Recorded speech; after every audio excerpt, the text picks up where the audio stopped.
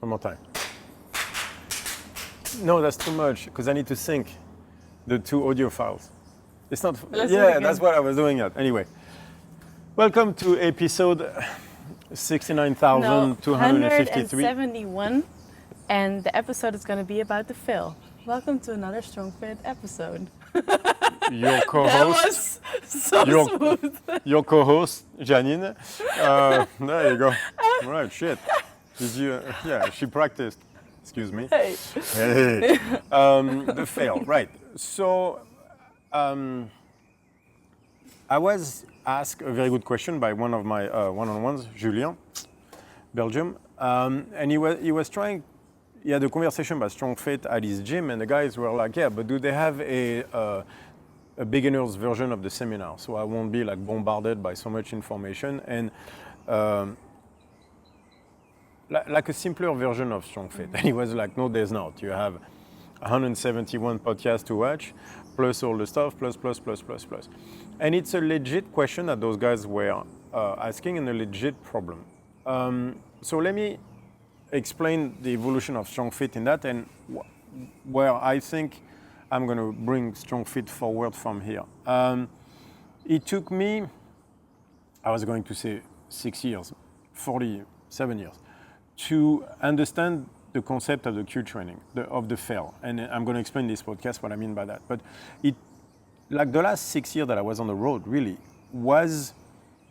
there were so many rabbit holes and I had the time to think.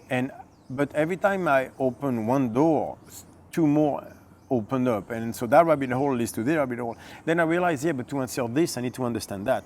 To understand that, I need to answer this. To understand this, I need to understand that. And then I just kept turning, and I could not give a shape to Strongfit the way I wanted. So I was like, well, then screw it. I'll just give everything.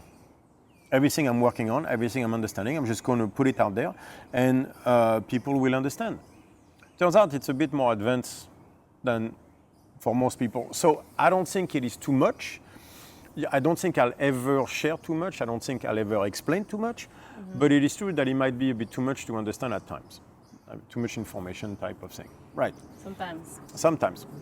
But one of the main reasons this happened is because I did not have a shape for all this information. I did all that knowledge. I know I was going in a specific direction, but I could not tell you what it was. And then through the lactate testing, something went click, and I understood that idea of the Q training. And so now that I understand, and I explained what the Q training is about really in this podcast, what the base of it is, which is the fail. But that allowed me to really give a shape to what I want to do. So now I think I can actually take all the principles of Strongfit and explaining them in a simple way. Not in a simplistic way, but in a simple way. It will be as simple as it can be, or as simple as my own understanding of it can be. Do I understand life? No, I will not. But I will try to make everything as simple as I can make it, because now there's a shape I can work things through.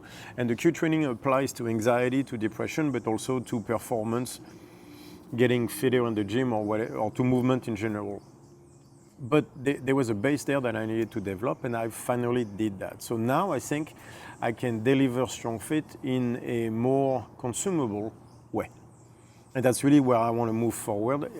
And that's why I'm placing so much importance of the Q training, is because I think this is all the principles combined in one idea. And so it will simplify things tremendously, I think. So the seminar and everything will be based on that idea. And so what is the base of the Q training? The base of the Q training, first of all, before we do anything else, is we have to understand what the Q stands for. The Q stands for quit, for fail. I could have called it the F training, but the Q training is nicer because it relates to Alpha Zero. If you don't know what I'm talking about, Alpha Zero versus Stockfish, made plenty of podcasts on that. Anyway, so that was a nerd joke about Alpha Zero. So I know you did not understand, but it's okay. But all your jokes are nerdy, so it's okay. Exactly. All the nerds out there on my side. It's all good. So the concept of the fail, because this is really what's going to allow us to understand the base. to most people in the fitness industry, the fail is when you cannot accomplish another rep, which is true to a degree, but there's a deeper layer to this. To most people, it means the form breaks down. Don't break your back deadlifting, don't round your back, don't do this, don't do this, don't do this. But what if there is a stronger component? What if the fail is actually a more complex idea than just your form is breaking down? It even brings an interesting question. Why is your form breaking down? Yeah, that's what I was. Right. Is it just because the weight is too heavy? Yeah. Or is it because? Is it mental sabotage, basically? Right, it can be mental sabotage. Is it because you think your form is breaking down, but actually you're going from internal torque to external torque? And so your form might not be breaking down, your form might be changing. Because you're failing on one side, your body is adapting, generating a different system, accessing a different system in place, neurologically that happens to react differently to that stimulus and creating a different movement pattern. Therefore, changing the technique. So maybe your technique is not breaking down, maybe your technique is changing up. Right, but that would be a neurological. So why would that happen? Well, that's the concept of the fail. So to establish what the fail is, I'm going to use the example of my clients to make it simple, but first I need to establish some important ideas. Like for example, the idea of what is a memory. Everything will make sense. A memory is a pattern that your body keeps in order for you to learn to either repeat or not repeat in the future, right? So it's really a pattern that stays in the system until it is understood and understood so that you can shape the future based on the understanding of that. So that's why memory will stick around until it is dealt with. So dealt with in the sense of absorbed. Yeah, to learn from it. As a pattern, to learn from it, exactly, to learn from. Do it again or get yourself in trouble. So, exactly, so do we do it again or do we not do it again? How do we know the difference? And how important it is to learn. There are degrees, right? I can't spend all my energy learning a pattern about the carpet not being put properly on the ground. So there has to be a way to differentiate what is extremely important versus what is less important. And should I repeat it or should I not repeat it, right? That's where emotions comes in. That's what an emotion is. Emotion is either toward you should be repeating this or you should not repeat this.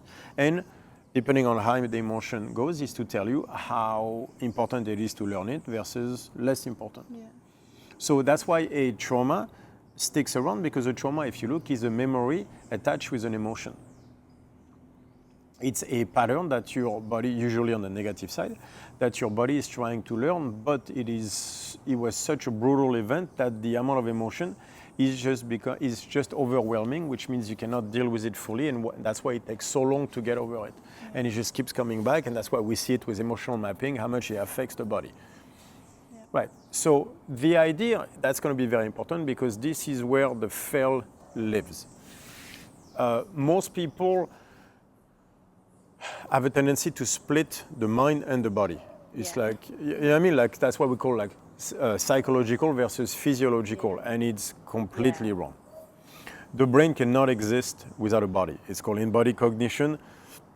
If you're going to learn something, I think learn even this. A lot of people in the fitness industry are more aware from it, but in a daily people thing, people always see the two things separate, which is so that's why when they talk about anxiety and things like this, for them it's just a mental disease or stuff like that, even though anxiety is never defined properly, so it causes a lot of issues. So my main idea with acute training is like you do not want to go into the fail because, and then let's start with that, the fail. Then I'll explain what the fail is and how to understand it. But why don't you want to go into the fail? The fail seems to be that moment where you go from fight to flight. So for example, I'll give an example with Wim. He did a study on his runners where he was making them do sled sprints and testing for what is called the anaerobic threshold. So there is no anaerobic threshold. There's just increase of production of lactate. I made a podcast about this. But what we saw, what was very interesting with his runners, is he was asking them, so we had a list of questions, like how do you feel? Because we wanted to see if that anaerobic threshold, so not anaerobic threshold, was the moment where they would go from fight to flight. So we had questions like, for example, that feeling when you hunt a workout versus you being hunted. So we had a set of questions, and that's what we saw every time. Every time we saw that spike in lactate was that moment where people felt hunted by the workout.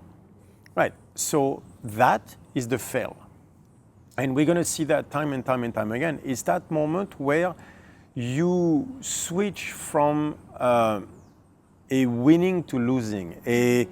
It's not winning to losing because it's a hard thing to explain. It's really that moment where your sense of self gets involved because the danger becomes too great. Yeah. Instead of wanting, you're forced into it. Right. Instead of staying in fight, necessarily you're like, oh shit, I need to take off. You know, like you're in a fight. You might not know, but you're in a fight and you strategize. You get clocked once, like that's okay, it happens and everything. Second time, and that happens, you're fine. But then you faint, and the guy, you actually falls into his trap, and he hits you. Even if it's half as hard, you're gonna freak out way more than if you just didn't see it coming. Like, shit happens. Because suddenly you go like, oh, if I got fainted in, I got like, he's just better than me. Suddenly you go like, oh, now I'm in danger, which is weird, right? Mm-hmm. But that's how the thing works, because that's how the system works. The system is predictive in nature. It's always like, I'm trying to understand the world around me, to predict the world around me so that I'm better at living within it. And so the sense of self becomes extremely important in all this, and it's deeply, deeply rooted in that system, because it turns out we do not have a sense of self. We just have a threat system, a very, very evolved threat system for a society that, where you live with people and might be a threat at one moment, but might not be 10 seconds later. So that's really what we think the sense of self is. It's actually a part of the threat analysis system that we have developed as humans. And so that idea of, hunting the workout, winning the workout versus losing the workout, like there's no really good words to explain this, but I'm sure you can understand what I'm talking about, right? Is deeply, deeply linked to the sense of self. And what we saw is that this is the moment where the level of lactate will shoot up, which means there's a deep physiological response to that fail. That's the one we cannot have, because that particular one will put us in flight. And so when we're in flight, there's a number of things that happen. Like, for example, a massive production of lactate will only crash you. You have a massive amount of recovery to do after you go into this. So it creates a number of the wrong, for example, physiological state to be able to train in, right? So you're training and then something happens that puts you in flight, your training is ruined. Your levels of lactate have shot up. You're going to feel extremely taxed by the exercise, where actually that fatigue, that taxing feeling is the lactate going up, but after that you're going to start jumping up so high that you're going to crash. You're going to get into a freeze mode. Freeze mode is what most of the time you think is fatigue. So you're going to end up being tired in a workout, not because you're tired, but because you're in freeze, because your body cannot handle the amount of lactate that was being produced for very specific reasons that I don't want to go into, so I can stay within the... But so you can see how going into flight is the enemy of training. We cannot go into flight because then you generate a physiological state that will just destroy you. Yeah. Which is also something you can apply in work. Then it's going to apply to everything.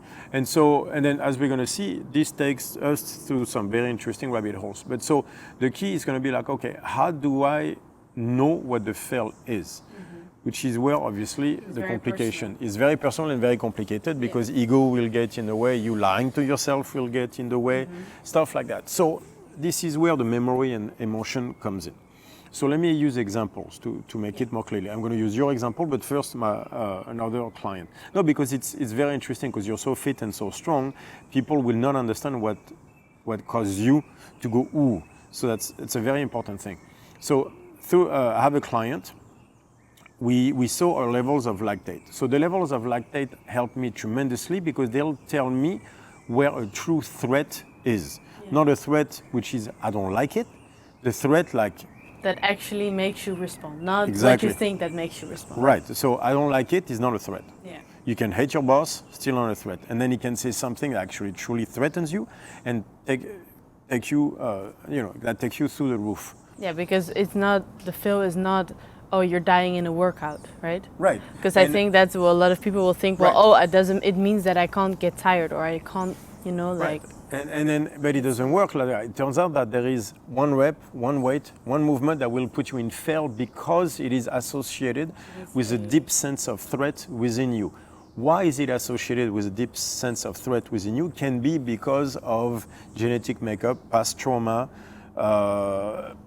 such a number of things. Right, and so for example, for that client, like we saw the level of lactate raising up. So I'm like, all right, so it's a red flag. What happened there? And we saw that the workout was sucked from minute 1. Why? Because they had the slam balls. I think I told that story. The slam balls. Anyway. No, you did not. No? Okay. Slam balls. Then we go to the second workout. We saw dumbbell presses and then push jerks and stuff like that. I'm pretty sure I did. Oh, yeah, you did. Anyway, long story short, the neck. So if you were to talk to her, she would say, no, I just don't like when people look at me. It's the competition that got me. Well, truly, it was the feeling of the neck. But she did not like failing in front of people, obviously. But so that was the second layer. The first layer was, there was the neck that suddenly put like a real threat to her. But she doesn't like that idea because she's like, well, what? I'm not tough enough. That's not true. That's not that. Who wants to have a hurt neck? It didn't help Brooke Hens, that's for sure. Because that's not the same as my muscles are burning. So that like, am I not tough or stuff like that? This is where that bullshit. The bias of society comes of Facebook and you know, like you have to push through pain. Yes, but there's different types of pain. Yeah, and also a lot of people say like, oh, I don't like to be watched in front of like being watched when I train or stuff like that. That's also it can be a more common or a more logical way of, exactly.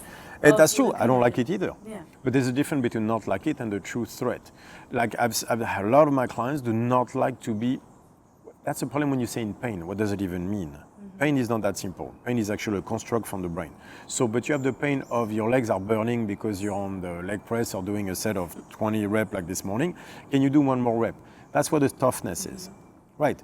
So could you do one more rep if it's just a matter of your leg pushing? Maybe, but if form breaks and suddenly you might hurt yourself, then no. That's why it's so complicated. So going back to the story, the point with her was you cannot hurt your neck. Maybe if you hurt your neck, you feel like you can't train for a week and it's so important to you. Or it's going to import your private life. Playing with the kids, or being gonna... able to, you know, like turn your head like this, it hurts all the time, so now you can't do emails, whatever. There's something in there that where your whole system is like, no. And who cares? It's just the way it is. We just don't do that. Yeah. Right, so if she trains and starts to... It's just a good way anyway. It's good to not have a painful neck when you train. Right, but anyway. You know, with the no pain, no gain that Instagram and everything is always promoting, you don't know which one is which. Mm-hmm. No pain, no gain is when your legs are burning, not when your neck is burning. Yeah, and also like there's... And the athlete stuff, you know, push a bit harder, like I train when I'm injured anyway. And there's a lot of stupid stuff out there. Yeah, exactly. Even though it shortens your career. Like also a lot of people say, oh, it's not that bad, even though it might be more effective. And plus, it doesn't matter. It only matters that to your system it is. At the end, that's the only thing that matters. It's not what they think that matters. It's what you think deep inside, what your system is saying. If your system is saying, don't do that, it's the only thing that matters, because your conception of it, your reality, which is where you live. You don't live in reality. You live in your best approximation of the universe that you can create. So you live in your own reality. That reality is telling you, like, that neck, no.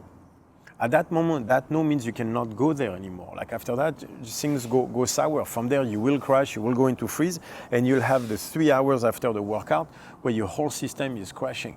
That's where most of the issues come in. It's the little stuff. And so you keep pushing because you're not a wuss and everything, but now your neck hurts when you do emails.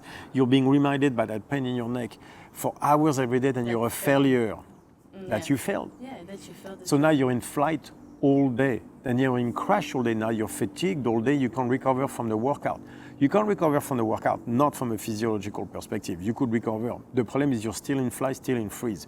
It's your body going like, we're not doing this. We need to figure out why we keep doing this when we know it's bad for us. So the system puts the handbrakes, creates fatigue so that you can deal with a way to deal with issue in life that is incorrect. And that's called depression. Handbrake, freeze mode, where the body is like, no, we're not doing that. Like, by the way, look at it from the system perspective. You went and injured your neck. right? Which now you can do that. You can play with a kid. You know, it is like that. You have a In headache. nature, it's dangerous. Though. It's very dangerous and everything, and that's the expensive. point. Very expensive. There was no reason for you to do it in the sense that there was no bear, there was no zombie chasing you. It was just you and the barbell. You could have stopped at any moment. There was no observational data from the world around you telling you should do it. You chose to do it, and you chose to hurt yourself. How could the system not go, wait? Well, if the system didn't go, wait, we would not be here. We'd all be dead, right, exactly. And so most of the time that fatigue that people feel is not that, it's just freeze. So that means a lot of the recovery you're trying to get through has to come from not going in flight in the first place. Yeah. So if you end up in that freeze state anyway, because you hurted your neck and so anyway, how do you come back from it? Right, so, well, for example, and we're going to use you as an example. You're squatting, right? And at some point, like a few weeks back, your knee goes like this a little bit, and you were gone. Yeah, that's true, yeah. Like suddenly, poof, everything went like this. And it was 90 kilos, third rep, the knee moved. So why did that touch you so much? Well, because I always did that, like push my knee out when I was avoiding using my hammies, especially in sprint. Like I even have pictures where, like if this is my knee is here, my foot is here, and I put so much pressure, so I would get like. So you were saying like that you pushed your knee out so much. So yeah. So I had that my hammy got injured on the right side, like torn 3 times, and I used to run like basically with my one leg like this, and my foot was still positioned in the right position, but then my leg would go out, so I would not have pressure on my hammy. So I would do that in sprint, but also when I came back from that injury, I started lifting. So my only lifting memory was in that period that I like from 60 something to 18 something, where I lifted a little bit, but only on that movement pattern. And then I stopped for so long, and now I'm back at it, or at least I really trained, and the only thing I remember is lifting and having constantly knee pain, and the lifting making it worse every time. And so this also is associated with the hammy not working correctly on the right. Well, it's when I am not using the hammy, my knee goes like this. So and see, okay, I'm still insecure this is my point. Using the hammy. Right, exactly. That's the fail, right? Because of memory associated, because of trauma. Yeah. Like tough and at emotion some point, associated at some with point memory. the knee was really hurting. So I really didn't like it.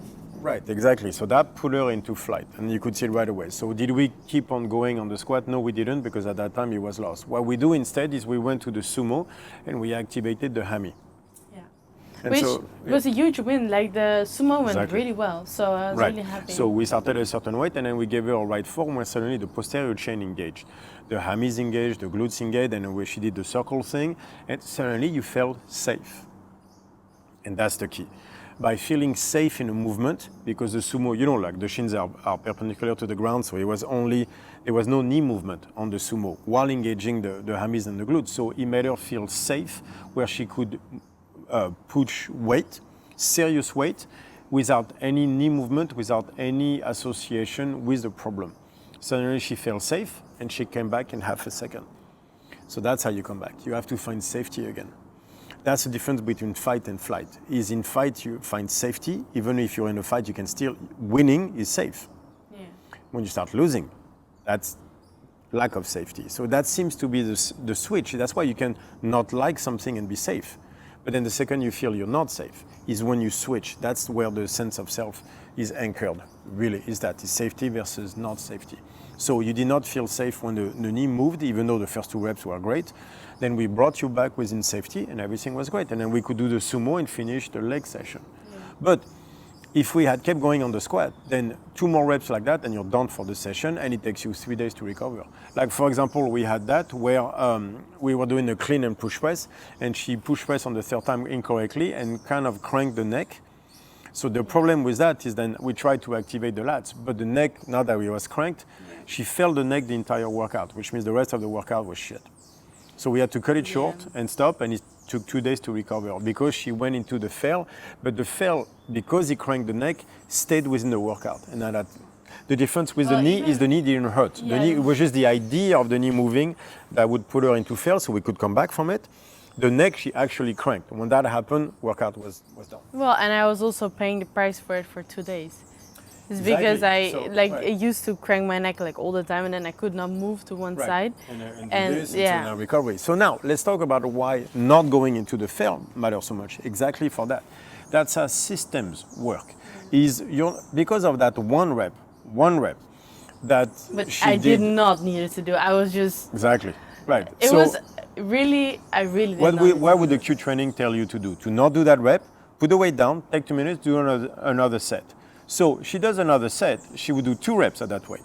So that's already 1 more rep than the extra rep that she did, and then we had to stop the exercise. But on top of it, the rest of the workout would have been much better. And on top of that, the 2 days that it took to recover, the other workout that she messed up because the neck was in, would have been better as well. And all the work that I had to do to fix the neck again was also... And the mental thing, knowing that she failed, that by doing that rep, she failed herself, failed her recovery and everything. So 1 rep meant 3 days. And that's how systems work. And so that's why it's so important to understand the fail, because that fail takes you to a bad place where the consequences are dire.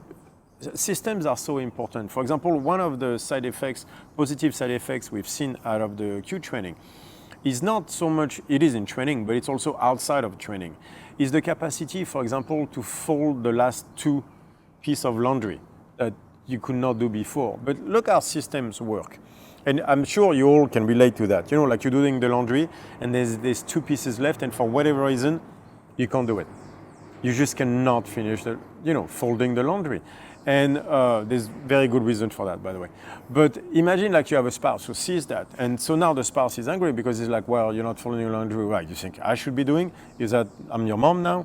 You did everything, but you left twice. Are you just messing with me? Is that what you're doing? So now she's angry. She's going to talk to you a certain way, which will make you react badly because she does not understand that the anxiety stopped you from folding the last two articles of laundry. So now you get into some kind of a bitter moment that could end up being the dinner isn't as good, so now you're not digesting as well. And before you know it, you have triggered a butterfly effect that can take very far. Whereas through the Q training, because of the diminishing anxiety, suddenly you fold the last 2 clothes of laundry. So now the spouse comes and goes like, oh my God, you made an effort for me. That is so cute.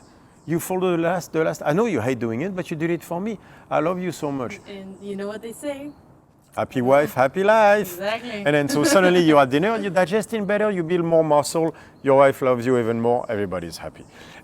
But why did that system come to that part? Because what you learned through the Q training was to not go into the fail, was to give a 6. Remember what I was talking about? If we see the problem with the fail, is it teaches you to answer with a 10. That's why we see the lactate going up. That's literally that sense of when you're unsafe, you can't stay at a 6 when you're not safe. 6 is a 12 now, because then the body's like, all right, let's do this. Because now it's dangerous, now it's on. And then everything explodes. Whereas the key to all this, to deal with life in general, is to be able to give a 6 when the world wants a 6. When the world wants a 12, it's give a 12. But once the world needs a 6, you answer with a 6. And that's what the laundry is. The laundry is a 6. You don't like doing it, you don't like it, and it's fine. It doesn't require a 12, because that's when, like, whenever you have to give so much energy to the laundry, that's when you cannot finish, because you're giving it so much energy that it has to have meaning. So once you're done folding the laundry, it's there, and you realize, like, why did I put so much energy into it for? I don't understand. So finishing the laundry is a horrible accomplishment. In that moment, that will give you more anxiety. It's like, imagine you have sex and everything, and then the orgasm is the worst ever. Yeah. Oh, you have all that build up and you go, is that it? Is that what I did? That would give you anxiety to have sex. That's what folding the last pieces of laundry are. It's that moment where you go, I put so much energy into folding the laundry just to realize I didn't need to do that. And there's no feedback. So the key is to do the laundry, but to give it a 6. It's like, you're just doing the laundry. That's all. Just do the work. Just fold the thing. Fold the thing, put it away. That's it. It makes no... So you don't want to go at it thinking, look, I'm doing this for my wife. No. You're just folding the laundry. It's a 6. That's it. There's no need past that. But it's hard to learn that lesson through life. It's a lot simpler to do it through exercise. Because exercise we can modulate. We can use exercise. We can use airdyne. Like for example, Janina uses a Stairmaster for the Q-1. I use the airdyne because she cannot push on the airdyne. The Stairmaster I can push, doesn't give me anything mentally. She can run the shit out of it. It stresses me out too much.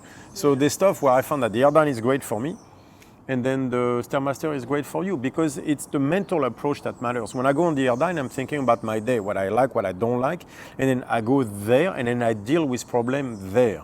Because then my body and my mind are at the same level and they can talk to each other. So the sense of self is not violated. I have the same thing. The Stairmaster for me, the pattern just makes so much more sense. I can the movement itself doesn't. Yeah, it's not the movement. It doesn't matter. It's just what matters is going into that feeling and staying there. That feeling of a 6 where you are giving an effort that is under control, and under when your you control. find also the movement that fits you, I feel like I win. I finish now with a win, or I can actually with the airdyne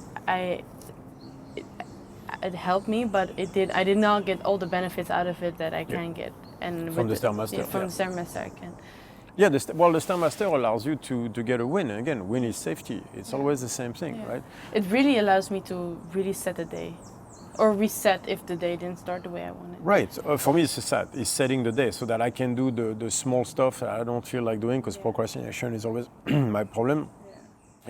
But because my mind wants to do it, and my body is like, no, we chill. We are the two. Like they just don't talk. So when I'm on the airdyne and it's difficult, and it's still difficult, it hasn't changed. 62 for 10 minutes sucks. But then suddenly my mind and my body are the same level of like, okay, and then they can talk, and then they can talk about the day. Like, you need to do this, you need to do this, you need to do that.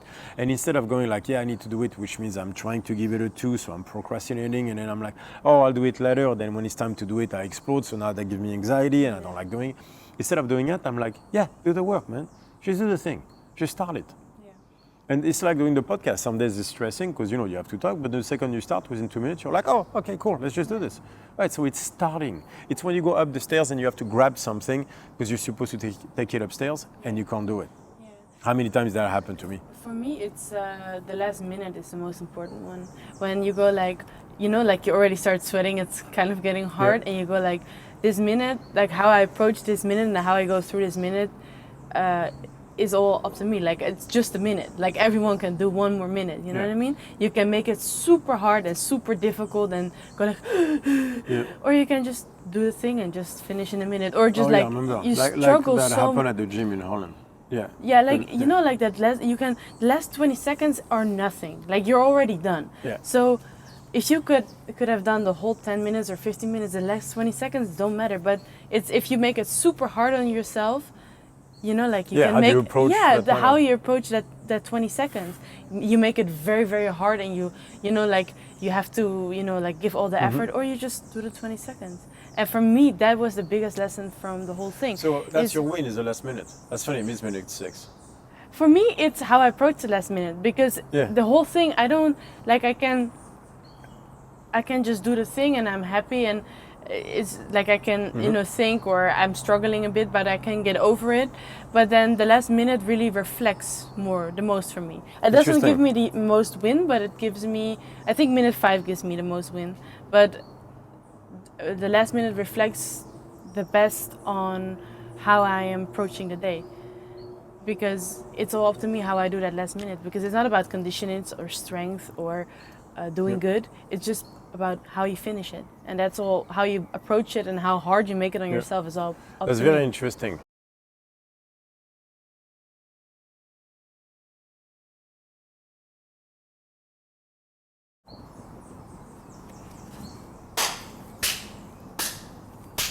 There we go. That's very interesting. Because for me, it's minute 6. How I approach minute 6 that matters. The last minute, I'm already gone because I'm like, I'm just gonna finish. It's easy. It's how I approach that halfway point. Usually around minute 6, I'm like, I got 4 more minutes. What you gonna do with it, bitch? Yeah. It's that moment where I'm like, all right, you got 4 more minutes. Because after 8, usually I'm okay. But that 6 to 8, that's where I'm like, just stop. Like, you don't have to do it. You're already done the stuff, like halfway enough, you know enough. You've done most of the work. to be capable. Exactly. And that's but my entire life. Yeah, pushing through is hard. That's my entire life. You're past that halfway point. You've done most of the work. You did cardio. Yeah. Mm-hmm. You've done cardio. You've done the thing, man. Yeah. Just move on. Let's move on. It's the 2 sets. Yeah. Yeah, you've done 2 sets. Yeah, you can go stretching, right? Or I can do the next 6 sets. Let me do the next one. Yeah. That way, if I'm at minute 6, if I do the next one, I do 4 minutes on the next one. It's 10 minutes total. Oh yeah, Same right. thing, right? Yeah, right. Yeah, exactly. So yeah, exactly. Sounds familiar, huh? Sounds familiar, exactly right. You can see the pattern. Right, really? It's funny that works, right? Yeah. And so that's why minute 6 to 10 for me, 6 to 9 for me, and that's why the third set. Because those are the patterns I need to vanquish in my life. Those are the patterns that hold me back. And at the end, it's the Q training is about that. Is who do you want to be? That was Burn the question. Yeah. Burn the question was always finding that answer. Who do you want to be? Because the answer is at the end of the parking lot. Yeah. You have to take action. You have to take action. This is the only way forward in life, is to take action. But which action? Because an action can be a 2, can be a 12. Most of the time it's a 6. The problem is when the action that you take does not fit what the world is asking you to do. Yeah. The world is asking for a 6, you need to give a 6. Asking for an 8, you give an 8. But how do you know? Well, if you had a 2 or a 10 in your answer, it's going to be very hard to answer anything correctly because it's 2 or 10, like you're at the extremes. Turns out the solution is in the center. Because from the center we can start moving. From a 6 we can go what's 5.5, what's 6.5, what's 4, what's 7. We can go from there. From the extremes it's much harder. Sorry. It turns out it's about moving your center. Yeah. That's what it's about. So a lot of the key is going to be like find what is a 6. You can do a lot of things at a 6 mentally, not necessarily physically, right? For example, like if you do a max, that's an important point to make. It's like being at a mental 6 does not mean being at a physical 6. Yeah. Because if you train on a 6, good luck. Right, if you train on a physical 6, for example, you're never going to make progress. Yeah. So what do we mean by that? For example, you have a set of a deadlift, max deadlift. You can do it at a 6 physically. What I mean by a 6 mentally in that case is like you have to be able to do a rep where you're going to, generate the maximum energy, but you cannot put for example, your back at risk. You cannot put your neck at risk, which means you can't shrug and everything. So the technique is going to have to be at a specific percentage, right? And that usually means, like if you look on a run rep max, is that 96% is where form will break down. It's 95, 96%. So what you want to do at 1 rep max, usually you want to stay around the 95, 96. Anything past that, chances are the form breaks down. And then if you are worried about, if the fail is toward physical injury, that's where you would live. So we could do, so the Q-1 would put you at 96% where you generated a great amount of force, much higher than a 6 physically.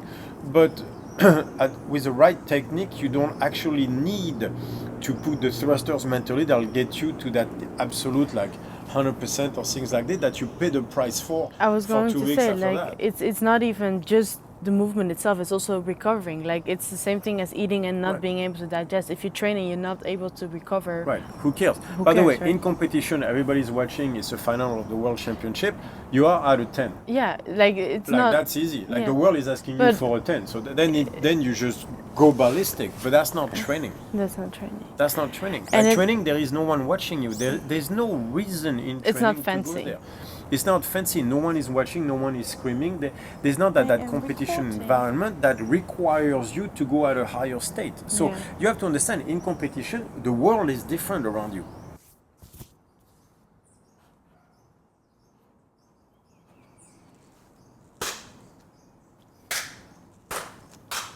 There we go. In competition, the world is different. You have the bear. You have the zombies behind you, you have the hyenas.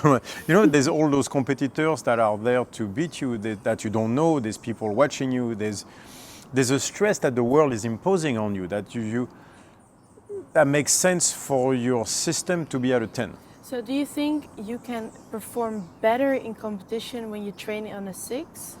Well, but all for the time. example, Like imagine if you train at a 10 all the time, right? And you go to a Right. competition. Right. So that, but for example, that would explain why some people underperform in training and do well in competition. Usually, you're anxious people because they're always at a 10. So when the world matches their state of a 10, they do better because there's less somatic error. So no, I think you should train at the level that your environment is giving you, which means you go there. You know, it's the same gym, same. You're comfortable. It's your body's answering a certain way. And today you go like, oh, today I have this, and that's where you train. You know, like today is Bob Marley versus Metallica, kind of.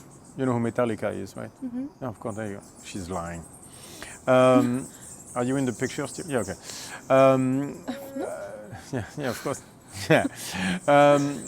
I think at the end it comes down to that. It's like you have to understand is prediction versus observation. You want to do a certain things, but what is your body saying? What is the environment saying? You know, like you want to do a max 1 RM today. You get in there and you can tell your body is just not capable of doing that. Then no. The point is, if you try to go to that 1 RM that day, you will fail because your system is just, you're going to create a somatic error, like a difference between your prediction and observation that is so large that you'll end up in a fail anyway. Mm-hmm. So there's a respect that, yeah, exactly. There's a respect, and we all know this, by the way. There's just seems to be very, very serious physiological repercussions to that. We think we're just messing with our head, but it turns out it's far more than that. And there's physiological realities to do that, to setting yourself up for failure. It's not just, oh, I failed that day, my mind is down. No. Lactate is up because you went through the fail. Like all that stuff is unified under one roof. And so there are far greater consequences to this. So, no, you don't have to train at a 6. But you have to make sure that the prediction and the observation match, that the training that you're giving is matched by your environment. Like the training is not the competition. Those are not the same level of stress because there is no one around and everything. So it's not the same mindset. So when knowing that you don't have an external force to push you toward a 10, if you go to a training session where that requires an 8 or a 9 and it's not there, then understand that. Don't force it, go into the fail, and then most likely either hurt yourself or be wrecked mentally and then 3 days to recover. There is no reason, like that third rep, like that you did, there is no reason in training to do that third rep. There was a Chinese coach, Olympic weightlifting, who murdered a kid who just clean and jerked 220 kilos. So it's a big, big number. Obviously, it's at 500 pounds. It's that big thing in Olympic weightlifting. And the kid saved the lift because he's 220, right? And the coach destroyed him for 10 minutes. Because he's like, don't you dare save that in training. That is not what training is for. And so to me, like all that, you know, like that old knowledge passed on by masters and old trainers and all that stuff, at the end has the same root of prediction versus observation. If you look at all the old school philosophy, all those old trainers that would tell you to do certain things, you always end up in the same place. So I think the Q training is just that. It's just we end up in the same place from the study of lactate and the osteocalcin and, you know, prediction versus observation, everything, but to end up in the same place. The difference is now we can grasp it better, therefore we can organize it better. We can make it into a template better. We can understand why the fail is such a bad idea so that you never, ever, ever go into it. And we've seen the greatest results as not going into the fail.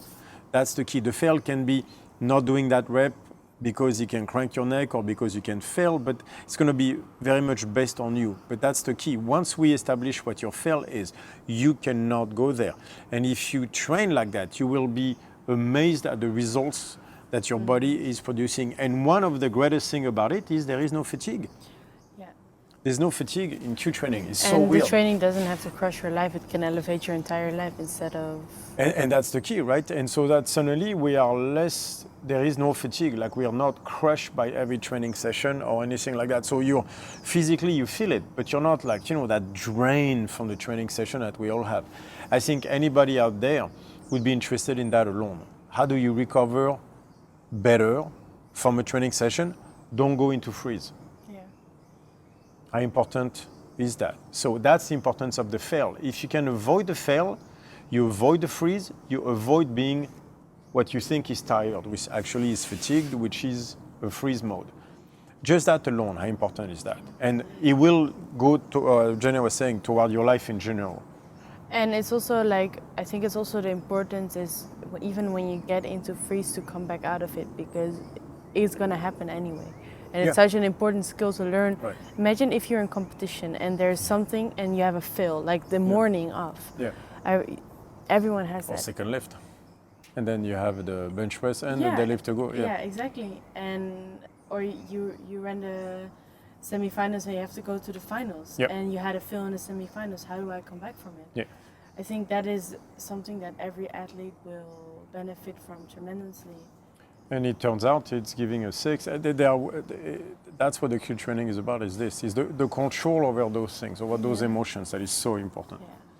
And also the fact that you can go to a training session with physical and mental, like even though they're one thing, but you know what I mean, like benefits. So you go from a training session richer, because you can enter your life and you can do things, you can approach things in life better because you did that training session. And the rest of the day is better. Yeah, it doesn't have to be a sacrifice, you know, like, oh, I'm going to be tired all day because I did that session. No, it doesn't have to be like that. I think that's also That's very important, because people do have lives outside of training. Go figure. Yeah. People need to make money, huh? What for? You can do this for a living. So I think the Q training is everything I've worked toward, honestly, but the base of this is to understand the fail. And we'll go more into why stay away from it, but first, what is the fail? And that's going to be that. So there's going to be a number of podcasts on this so that we can create the framework that we need. Establish the best way to describe what the fail is, because it's so personal, so it's so hard to find, right? And that's where the lactate testing has helped me so much, because the lactate testing allows you to have that to have that physiological response you can see on a sheet of paper and go, oh, it's there. It's not just in my head like people think. It's in my body. I think a lot of people with true anxiety will benefit from that too. Like just the idea that it's also my body, not just my head. Just my head. So many people think that way. It's just in my head. No, it's not you as a person. There's a physiological reality to this. And giving people control over that is everything, I think. Yeah. So that's going to be the first of many, many podcasts around Q training. And honestly, where Strongfit is going to go. Q Strongfit. Whatever, I'll find out. It's not the best one, honey, but you will get there. It's my first try. She's so mean. It's my first try. Just, exactly. Talking about the fail. Cut that out. I have it on camera. Oh, hell no. That is so stale. Oh, and that's going to be the thumbnail for the video, man. I'm like, that look of pain on my face were brutal. Anyway, see you next episode. See you next episode. If I'm still there, maybe I don't make it to the next one. I'll have a different co-host. I think the cat will do a better job.